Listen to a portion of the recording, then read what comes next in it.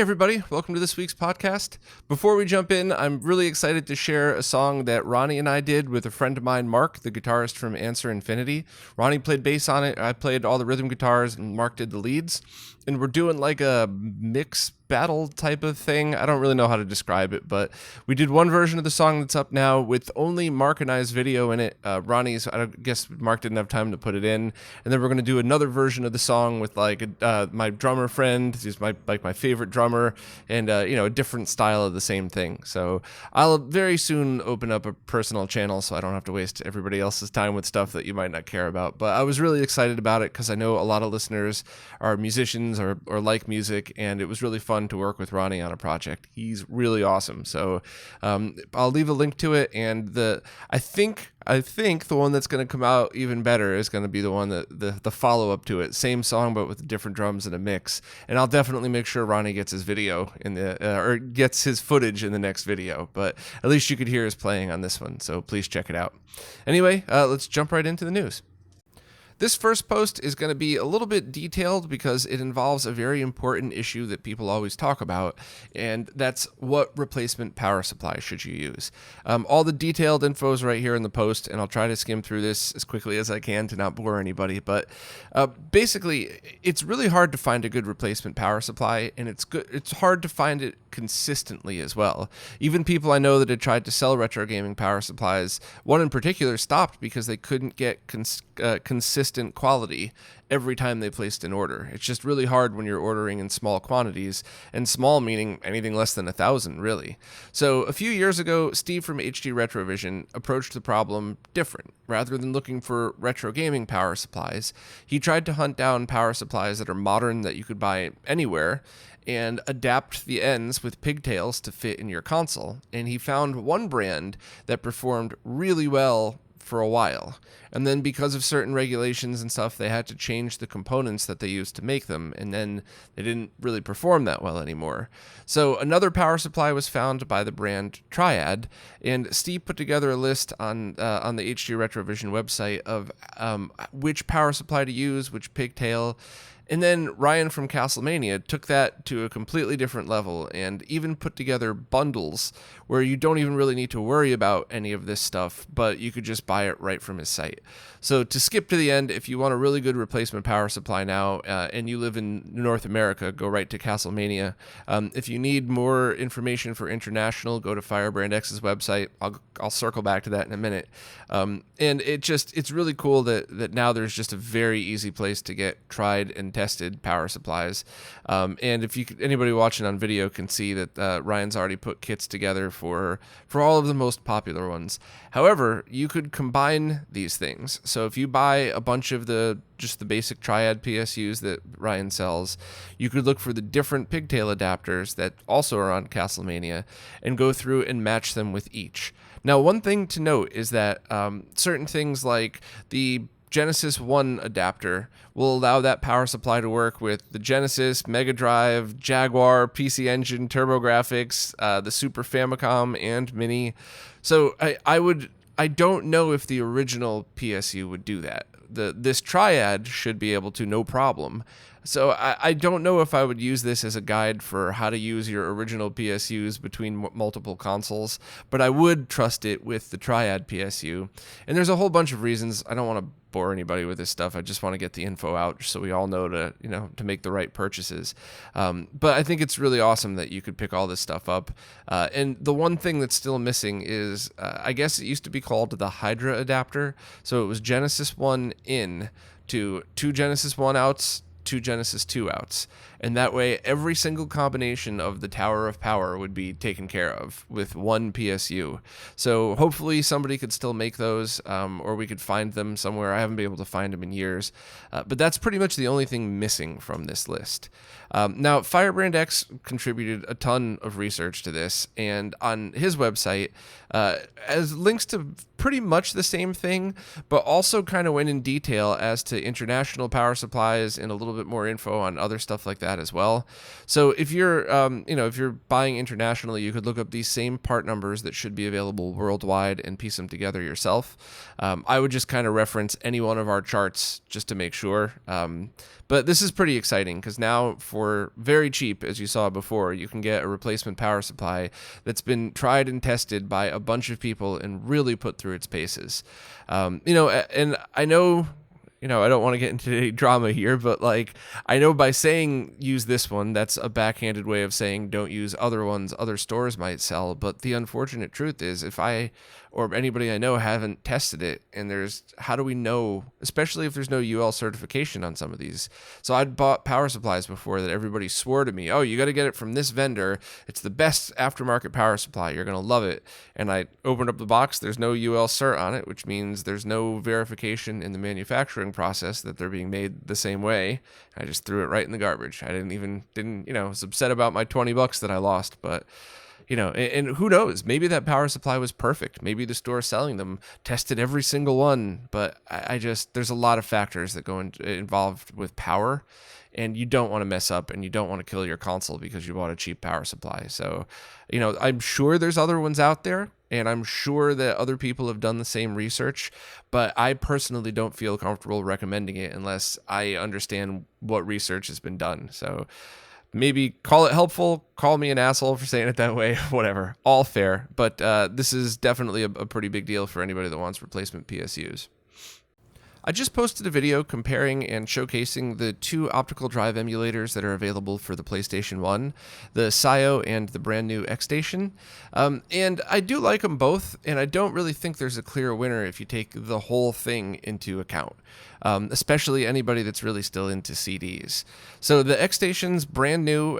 It's not released to the public yet, but you can pre-order now. It should be out relatively soon. It is incredibly fast and incredibly compatible to the point where not a single game that I tried since I started testing it failed. And it got even faster since the video a week ago.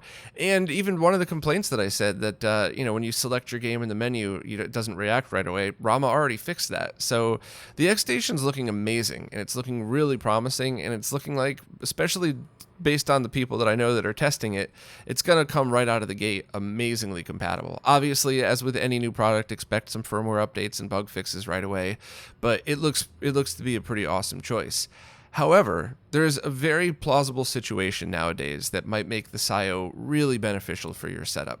Let's say you love the PlayStation 1, so you're going to purchase the upcoming PlayStation 1 digital. So you got a compatible PS1, you made sure to clean it all up so it looks nice, and then you sent it out to a modder to have the entire thing recapped. And then you have the PS1 digital installed, so it's already a lot of money sunk into something that's already pretty awesome. But you want to run optical discs as well. What if you have a whole collection? So maybe, you recently or just now bought a new laser, had it calibrated, and you have yourself a flawless PlayStation 1 with HDMI output. It's very easy for people to say, oh, just buy a second one if you want to use discs. Well, what about all that money that you just spent on this? So the SIO, I think, is the perfect scenario for people that have already sunk a ton of money into one PlayStation that's working perfect, that also want to run discs or games off of an SD card as opposed to original discs.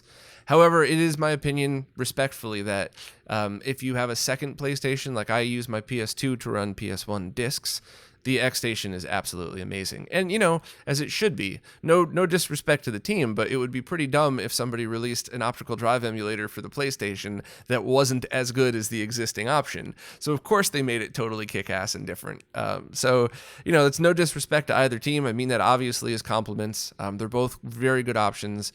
I do definitely love the X-Station, though. And, I would just suggest watching the video and seeing what works best for you.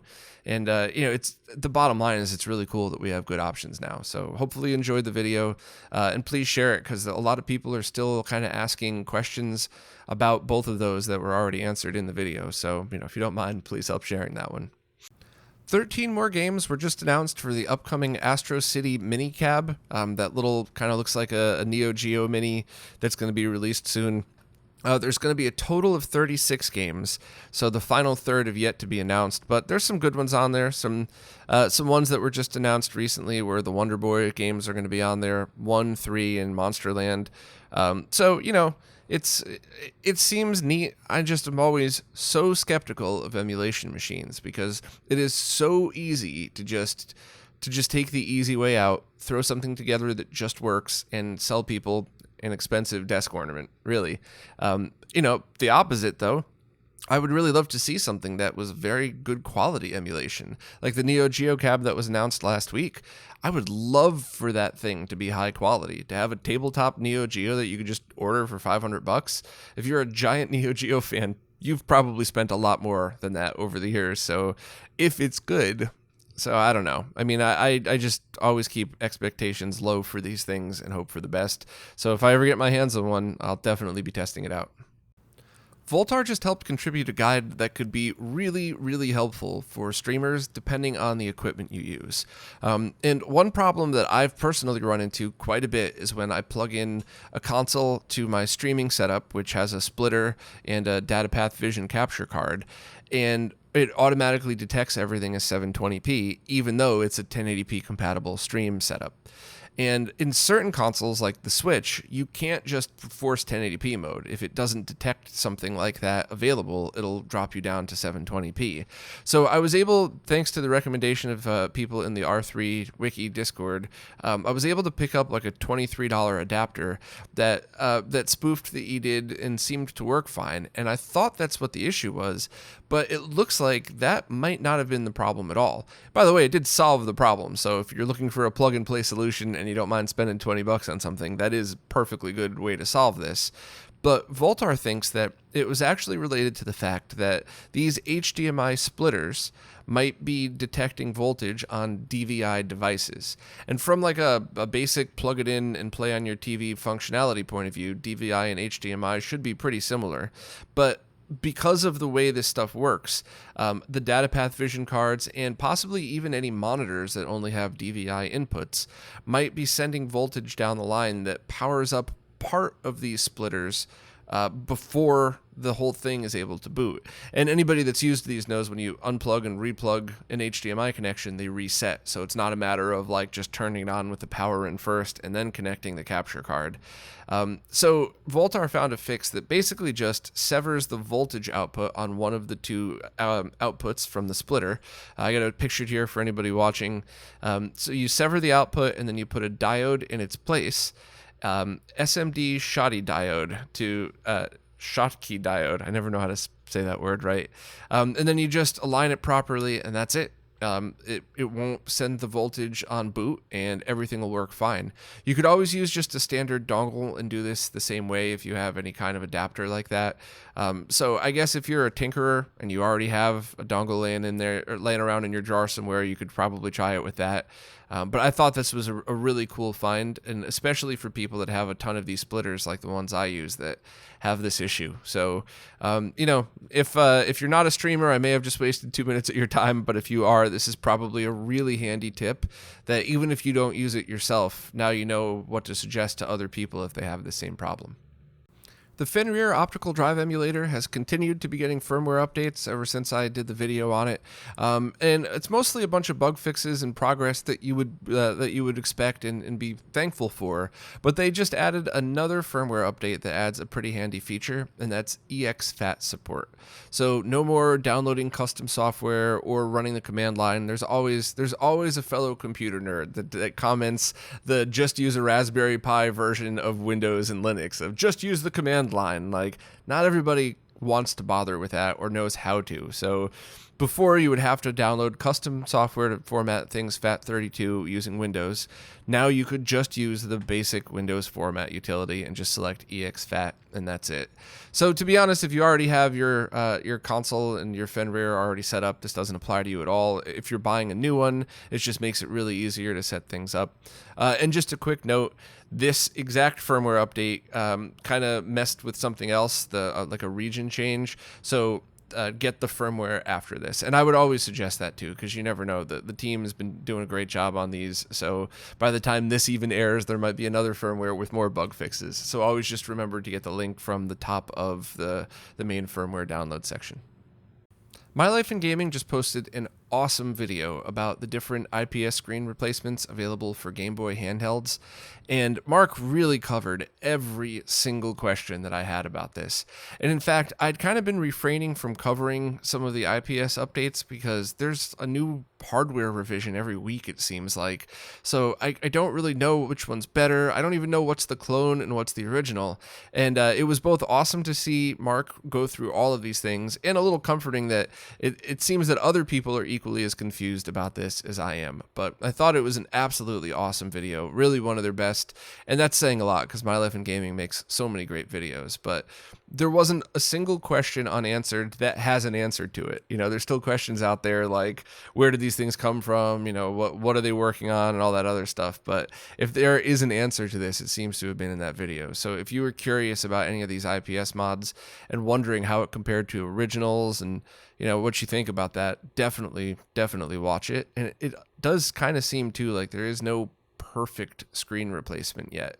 The one thing that I haven't had a chance to do that I probably should have when I had these things available to me was I am kind of curious to see how much lag is added by the IPS panel being rotated. Is it just a frame because you need to buffer about a frame or half a frame to rotate? Or is it more than that? Did the original screen have a frame of lag? Did it have zero? So it can't be too bad, but I was just curious about that anyway. So I might help measure that once things slow down, once there isn't a new hardware revision all the time of this. But honestly, just if you're interested in this stuff at all, please watch the video. I thought it was really, really well done. Modern Vintage Gamer just posted a video that describes how Game Boy cartridges work, and while the focus was on the original Game Boy, it was really a good explanation of how all cartridge games kind of work. And, you know, it's typical Modern Vintage Gamer style where he gets pretty nerdy in it, but it's still presented in a way that's easy for anybody to understand. I still did my usual when he was talking about certain programming stuff. I still had to rewind and rewatch a couple of snippets again just to make sure I'm caught up. But I always really enjoy these. I especially liked, you know, no spoilers, but I especially liked his visualization of how bank switching works. I thought that was a really good way to demonstrate it. And if you like other videos from MVG, or if you like this stuff, check out his other videos. The Game Boy Color and Game Boy Advance graphic ones feel like they should be a sequel to this anyway, so it's perfect. And of course, check out the interview I did if you want to know more about Demetrius and all that stuff. Excellent video overall. And just a shout out to Vanessa, because it looks like we both started to write up this post at the same time, and mine just ended up getting posted first. So my apologies, Vanessa. Sorry to step on your post.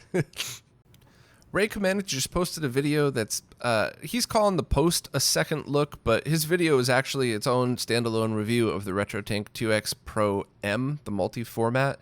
And I really did enjoy the video, and he definitely reminded me about things that I totally forgot to put in my video that could skew people's opinions depending on what you're looking for. One example is the original 2X Pro has that low-res mode, so if you're looking for blending in Genesis games like the Sonic Waterfalls or that opening scene with the clouds in Crusader of Senti, you know, that might be an option that you might really like as opposed to it not being available on the M. But, you know, to be honest, I really wanted to, whenever there's new product releases like this, do just like laid back live streams of a bunch of the reviewers talking about the products and really kind of going over stuff like this, because nobody's going to get a product perfect, or it would be an hour-long review that, you know, the only people cared about 7 minutes of it. So I did appreciate the second look post, and I would like to talk to other content creators next time there's a product release like that. And even if we don't release our videos on the same day, I think doing a live stream of just talking about our thoughts on it might be a fun thing for people that want some more behind-the-scenes info on it. So by all means, please let me know what you think. If you think it's a good idea, post in the comments. If you think it's a terrible idea, also post in the comments. I definitely listen to people's feedback about stuff like that. I do listen a little bit more when you're, you know, respectfully harsh and not just throw out obscenities. So just keep that in mind if you have an opinion on it. Steve from RetroTech just posted a video about how to purchase capacitors online. And while the focus of this was for doing cap kits for monitors and TVs, I really think that you could apply this video to any time you're looking for a capacitor replacement. Because in my opinion, this was some of the most challenging aspects of doing a cap replacement. I did the cap list. I had Danielle, the Girl Geek, kind of help me with that when I was going through all of the caps of my 32-inch TV. And writing down each cap was tedious, but not hard per se. Like, there were a few that you had to get in there, and there was a couple that I had to desolder in order to really get and read the side off of. But then figuring out the exact replacement was way harder than anything else. And in fact, I had mismeasured or maybe even written down the wrong part number on one or two, or maybe I got it all right and just ordered the wrong one. But there were a few that were much too wide or much too tall.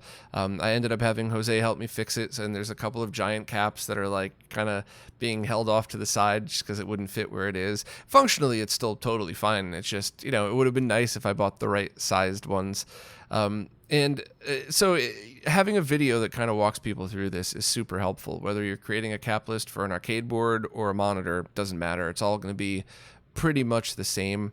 The only other thing that I like to do this mostly does nothing, but I always look for a higher voltage capacitor than the one that I'm replacing, because if you have a cap that's, let's say, 220 microfarad and 1 volt, you could replace it with a 220 microfarad 1 million volt capacitor, and it doesn't make any bit of difference. However, like, let's say you have a 1 volt cap and you're actually sending 1 volt to it. That's pretty close, as that cap wears out, that could contribute to the wear. There's a lot of things involved, so bumping it up to 5 volts might be just a neat, safe thing. Or there's been, on rare occasion, times where companies will just put the wrong caps in their products, causing them to die, so just adding a higher voltage might be good in those scenarios. But there are definitely scenarios where that can't happen. Like, if there's a 50 volt cap and the only next choice is a 250 volt that's 4 times the size, you got to go with the original. So mostly I don't think that actually does anything. I don't think it helps, but I just do it because what if that 1% chance that it is helping, or it is helping for longevity or heat or anything else? So I guess I'm going to leave that up to the experts. I did check with people before doing that, by the way. This wasn't just my bright idea that I ran with and hoped it worked. I did check with experts when I did that, all of which said probably useless, but definitely not going to hurt anything. So that's the only thing I'd add to it. But I mean, great video, and I really appreciate Steve taking the time to educate all of us with that stuff. It looks like the people making the universal game cases have discontinued them. And this is kind of a bummer, because I know a lot of people that were using these, and in fact took the artwork from the cover project and used that as a basis to kind of have these universal game cases display their artwork and their games up on your wall pretty nicely. And they're not just for replacing like a broken Genesis case. I think they're really awesome for people that have large collections of Super Nintendo and N64 games that never came in cases. So unless you have complete in box, you're basically sliding those things sideways in on your shelf, and you can't tell which game's which, and you don't get to enjoy the artwork from all of those games. So I knew a bunch of collectors over the years that bought tons of these universal cases, printed out all the artwork really nicely, and unfortunately it doesn't look like there's any place to get them. Cosmic Katamari checked with the company that was making them. We did get permission to post this email. We didn't just post a screenshot of somebody's email on here. But they did confirm that, yes, they are discontinued. There's not going to be stocking them. And if anybody has a pending order, they could refund it immediately. So total bummer on that. I know a lot of people that liked these. Hopefully, though, hopefully this will be an opportunity for somebody else to step up and start making something similar. I certainly would rather see the original creator continue to make them and hopefully profit from it, but if they're completely discontinued, I guess let's cross our fingers and hope somebody else steps up to the plate.